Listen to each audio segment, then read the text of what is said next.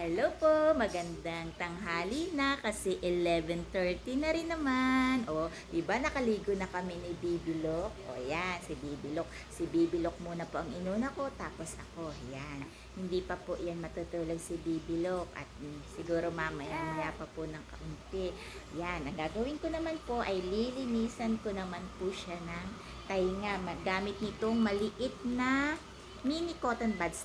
Talaga pong may nabibiling maliit na cotton buds para sa baby. Yan, inaantok na.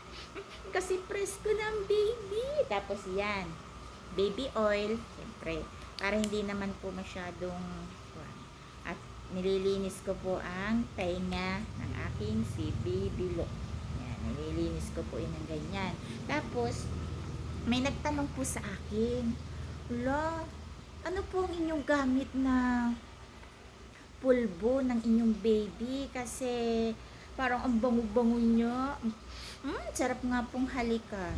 Pero sa totoo lamang po, wala po akong ginagamit na pulbo. Kahit sa akin po, wala po akong ginagamit na pulbo. Dahil kapag po baby pa ang inyong anak, wag po kayong gumamit ng mga pulbo, tapos kung ano-ano mga panlahir. Dahil lang, minsan po kasi ang baby ay sensitive.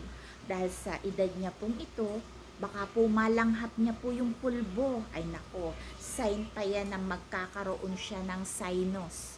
O, tandaan ha mga mamshi, dapat pag nga ganitong age na 0 to 3 months hanggang 1 year, wag niyo na po masyadong pulbuhan. Dahil sa totoo lamang po, yung mga liig-liig nito, nako, kayo po ang nanay.